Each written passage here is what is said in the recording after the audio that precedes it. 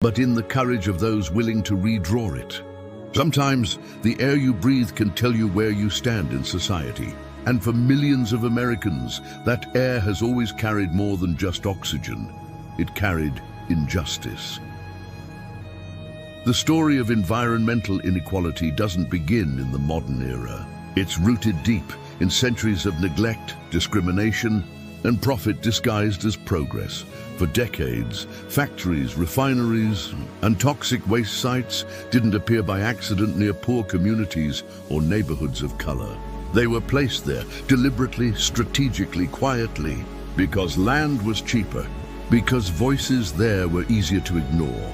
In places like Cancer Alley, Louisiana, an 85-mile stretch lined with petrochemical plants, families have lived for generations under skies that glow orange at night. Here, cancer rates are among the highest in the nation. Children grow up playing near pipelines instead of playgrounds. And yet, their stories rarely make headlines. It's not just the South.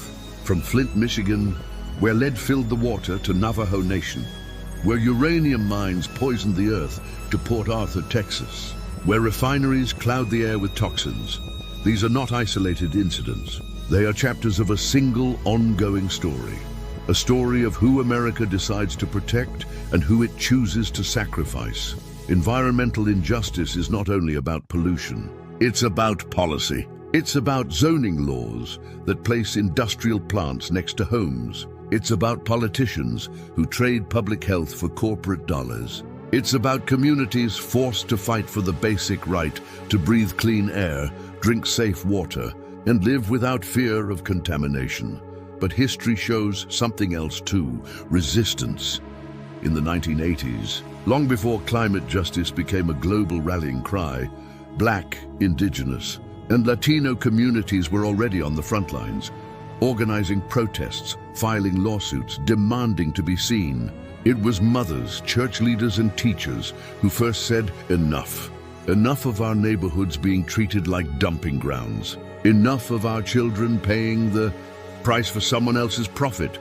And their voices began to change the world. Their courage gave birth to an entire movement, one that recognized that environmental health and human rights are the same fight, that saving the planet means saving people first.